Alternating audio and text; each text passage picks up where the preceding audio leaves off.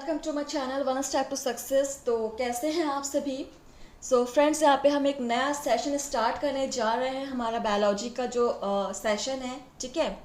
तो मुझे कमेंट्स में कुछ लोगों ने यहाँ पे कमेंट किया था कि आप बायोलॉजी की सेशंस जो करा रहे हो आप उसे इंग्लिश मीडियम में भी कराइए, क्योंकि मैं हिंदी में सॉल्व करा रही थी। तो जो भी यहाँ पे इंग्लिश मीडियम के स्टूडेंट्स हैं जो इंग्लिश में क्वेश्चन सॉल्व करना चाहते हैं, प्रैक्टिस करना चाहते हैं डेली, वो लोग यहाँ पे ज्वाइन कर सकते हैं, ठीक है। और आज से हम स्टार्ट करें हमारा सेशन। ये हमारा पहला क्लास है आज का, ठीक है। और अगर आप किसी भी एग्ज़ाम की तैयारी कर रहे हो जिसमें आपका सब्जेक्ट है, बायोलॉजी का आपका सब्जेक्ट है, लाइक आपका नीट का प्रिपरेशन कर रहे हो, आप नीट 2024-25 के प्रिपरेशंस कर रहे हो, या फिर आप नेट जेआरएफ की तैयारी कर रहे हो, तो भी आप यहाँ पे प्रैक्टिस कर सकते हो, ठीक है। टीजीटी पीजीटी के लेवल के क्वेश्चंस यहाँ पे हम आपको करा रहे हैं। तो आप लोग बिल्कुल क्लास 10 कीजिए फ्रेंड्स। आपके फीडबैक्स अगर अच्छे रहेंगे तो मैं क्लासेस को कंटिन्यू कराते रहूँगी, ठीक है। चलिए स्टार्ट करते हैं सेशन। और पहला क्वेश्चन देखिए क्या है यहाँ पर। Growth in living things occur due to synthesis of. Options हैं protoplasmic substances, cytoplasmic substances, apoplasmic substances, या बोथ ए एंड सी। चलिए आंसर कीजिए। क्वेश्चंस को पढ़िए और आंसर कीजिए। आपके क्वेश्चंस आपको इंग्लिश में दिख रहे होंगे, आंसर कर सकते हैं आप लोग। Growth in living things occur due to synthesis of. What is the right answer?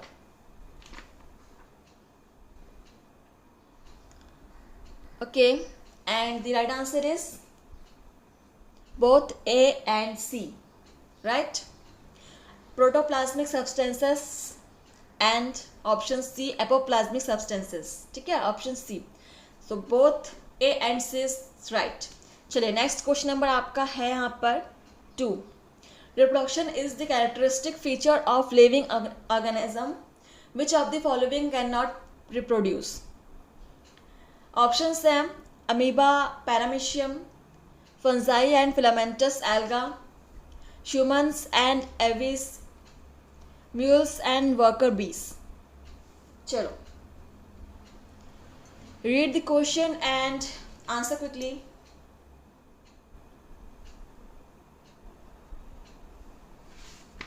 Okay, what is the right answer friends? चलिए, and the right answer is mules and worker bees, ठीक है। they cannot reproduce. Option D is correct.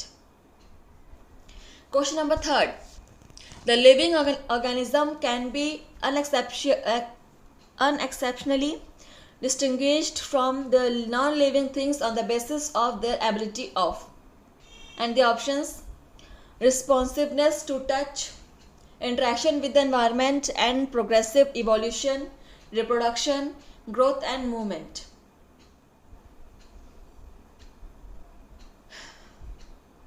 Note the question and answer quickly friends. Question को note कीजिएगा friends, ठीक है। आपको फिर से रिपीट कर दूं, अगर आपके रिस्पॉन्सेस अच्छे रहेंगे, मुझे अच्छे फीडबैक्स मिलेंगे तो क्लासेस में कंटिन्यू कराऊंगी, ठीक है। मैंने आप लोगों की डिमांड पर एक क्लास लेकर आई हूँ मैं इंग्लिश मीडियम में। चलिए क्वेश्चंस आपके सारे वही है। आपको फिर से बायोलॉजी का हर एक टॉपिक पे एमसीक्यू सेशंस आपको कराए जाएंगे यहाँ पर, बस आपका मीडियम चेंज रहेगा, ठीक है। मैं हिंदी मीडियम इंग्लिश मीडियम दोनों में क्लास करा रही हूँ, तो आप लोग को जिस मीडियम में सुविधा हो, ठीक है, जिस मीडियम में आपको ठीक लग रहा हो आप उसे पढ़ सकते हो। And the right answer is responsiveness to touch के option first is correct. Question number 4. Two plants can be conclusively said to belong to the same species if they. Options A. Can reproduce freely with each other and form seeds, have more than 90% similar genes, look similar and possesses identical secondary metabolites, have same number of chromosomes.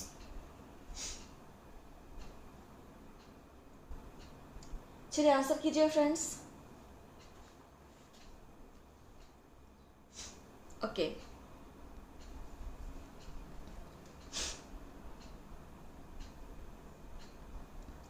And the right answer is can reproduce freely with each other and form seeds. Option first is correct. Note that. Question number 5.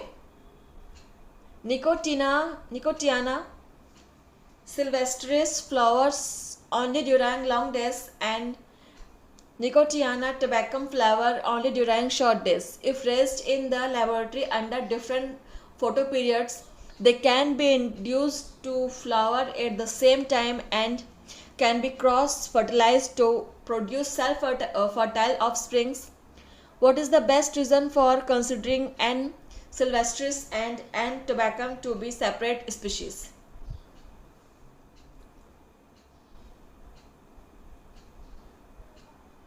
थोड़ा long question है, आप इसको अच्छे से पढ़ लीजिए and then answer कीजिएगा.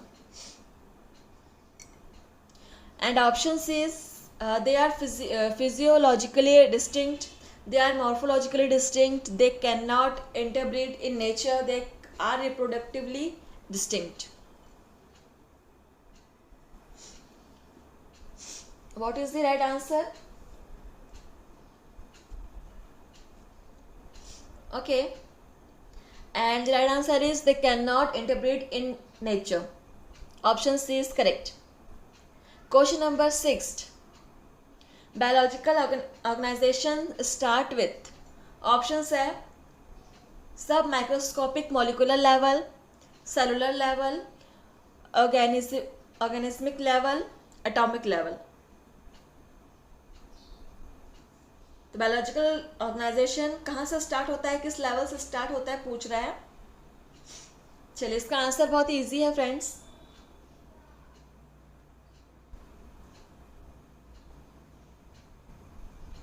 सब microscopic molecular level. Right, option first is correct. Question number 7. Which of the following is not correct. Not correct, जो सही नहीं है वो बताना है. Options है biological organization start with submicroscopic molecular level. 25 elements are essential for animals and 17 for plants. 98% mass of every living organism is composed of carbon, hydrogen, nitrogen, oxygen, phosphorus and sulfur. 98% mass of every living organism consists of 3 elements including potassium. चलिए answer कीजिए.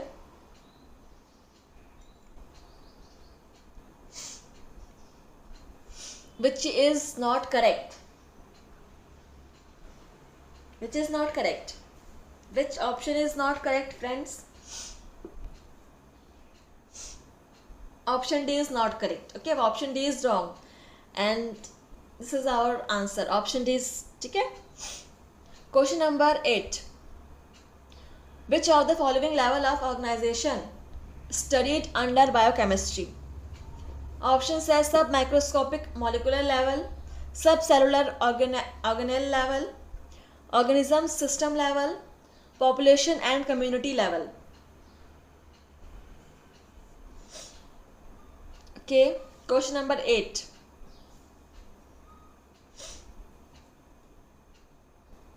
And the right answer is subcellular organelle level. Option B is correct. Question number 9. Organization is the arrangement of smaller components into larger components and the larger one into more larger component in a hierarchy. From which level biological organizations starts? Options are submicroscopic molecular level, cellular level, organelles level, organ system level. Question number 9.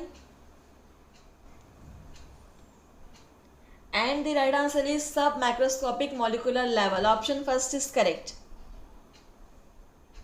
Okay, question number आपका है 10. About 90% of the mass of every living organism is composed of just 6 elements including carbon, hydrogen, nitrogen, oxygen. Options है phosphorus and sulfur, sulfur and magnesium, magnesium and sodium, calcium and phosphorus.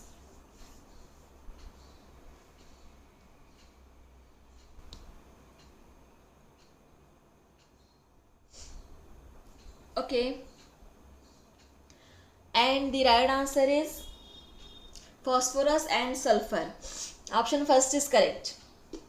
ठीक है, question number 11, homeostasis is options are tendency to change with change in environment, tendency to resist change, disturbance in regulatory control, plants and animal extracts used in homeopathy. What is homeostasis? क्या है homeostasis? And the right answer is tendency to resist change. ठीक है, option B is correct. आप लोग सभी question को note कीजिएगा। ठीक है, क्वेश्चन नंबर 12 है, metabolic reactions can be demonstrated outside the body in cell free system. An isolated metabolic reaction outside in the body of an organism performed in a test tube is. Options है living things, non-living things, either living nor non-living things but a living reaction, none of the above. Okay, answer first, come on.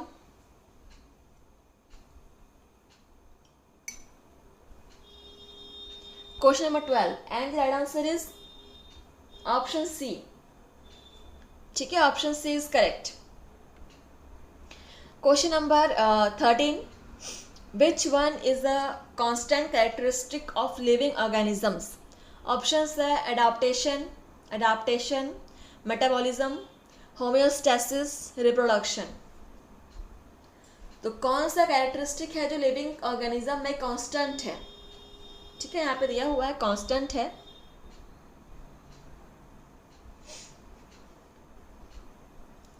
And the correct answer is metabolism. ठीक है, option B is correct. ये character है जो living organism में constant होता है। ठीक है, क्वेश्चन नंबर देखते हैं नेक्स्ट क्या है। 14 नंबर क्वेश्चन है, the sum total of all the chemical reactions occurring in our body is called. Options है एनाबॉलिज्म, मेटाबॉलिज्म, कैटाबॉलिज्म, कार्बोक्सिलेशन। हमारे बॉडी में जितने भी सारे केमिकल रिएक्शंस होते हैं उनको एक साथ हम क्या कहते हैं? क्या कहेंगे? And the right answer is metabolism. ठीक है, मेटाबॉलिज्म कहते हैं। Option C is correct. Question number 15, what is common between parrot, platypus and kangaroo? Options है homeothermy, toothless jaws, functional post anal tail, oviparity. चलिए आंसर कीजिए friends. आप लोग class को सब्सक्राइब करना मत भूलिएगा। ठीक है, जो क्लासेस आपके डिमांड पर बनाए गए हैं, लाए गए हैं, तो आप लोग सपोर्ट कीजिए, कॉपरेट कीजिए हमारे साथ, तभी हम आगे कंटिन्यू कर पाएंगे। ठीक है, और अगर आपके ऐसे और भी फ्रेंड्स हैं जो भी इंग्लिश में क्वेश्चन सॉल्व करना चाहते हैं, प्रैक्टिस करना चाहते हैं, तो आप उनको भी क्लासेस शेयर कीजिएगा। ठीक है, चलिए क्या होगा इसका राइट आंसर? क्या कॉमन थिंग है पैरट, प्लेटिपस एंड कंगारू में? क्या कॉमन थिंग है? And right answer is होम्योथर्मी। ठीक है, option first is correct.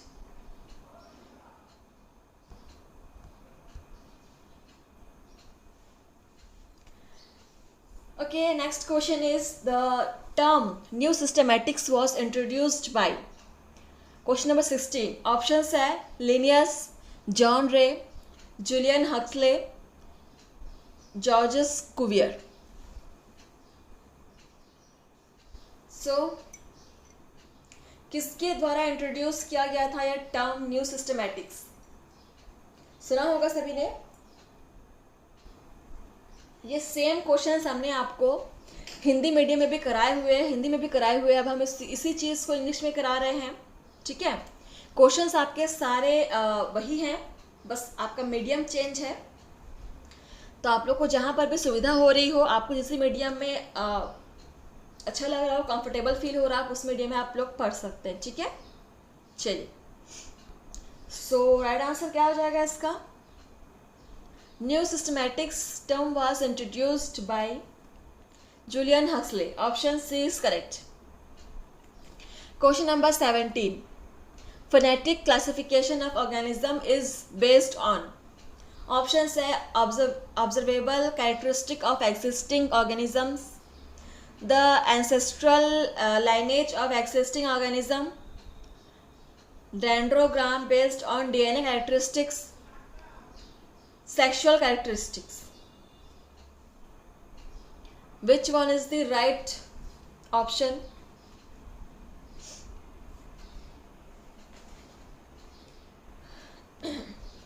Okay, and the right answer is observable characteristic of existing organism. Option first is correct.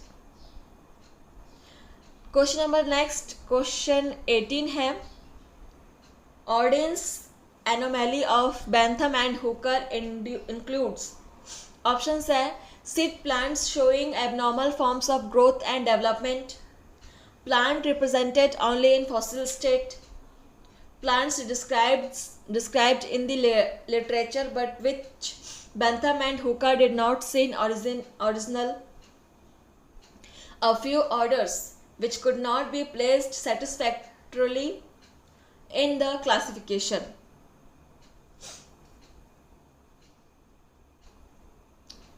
चलिए answer कीजिएगा, अच्छे से पढ़ लीजिए क्वेश्चन को.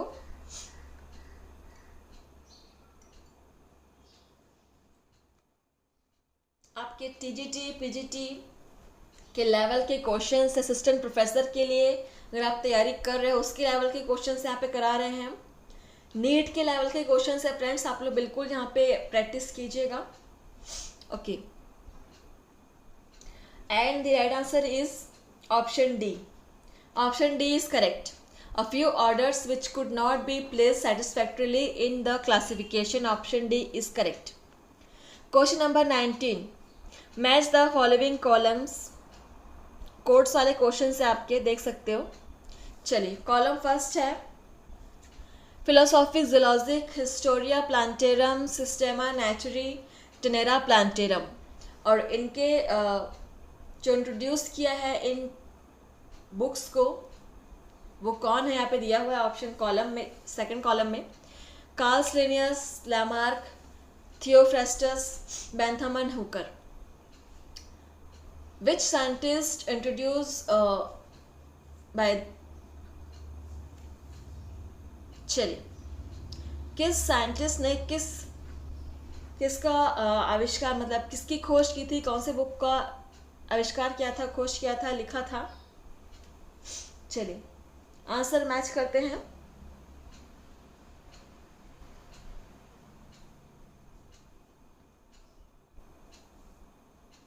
फिलोसॉफिक ज़ूलॉजी लिखा गया था आपका लैमार्क के through. Option 2. Historia Plantarum Theophrastus. Option 3. Systema Naturae Carl Linnaeus. Genera Plantarum आपका है Bentham and Hooker. This is the right code. ठीक है, सो आपका कोड हो जाएगा 2314. 2314 कहाँ दिया हुआ है? बिल्कुल option B is correct. Question number, and this question was the last question on this series. ठीक है, चलिए तो ये आपका लास्ट क्वेश्चन था इस सीरीज का. क्लासेस आपको कैसी लगी? आज का फर्स्ट सेशन था हमारा, इंग्लिश का फर्स्ट सेशन था. तो अगर आपको अच्छा लगा हो और आप आगे भी ऐसे क्लासेस करना चाहते हैं तो प्लीज़ हमें फीडबैक दीजिए, कमेंट के थ्रू बताएंगे. ठीक है, तो थैंक यू फ्रेंड्स. क्लास को लाइक, कमेंट और शेयर करना मत भूलिएगा. थैंक यू, धन्यवाद.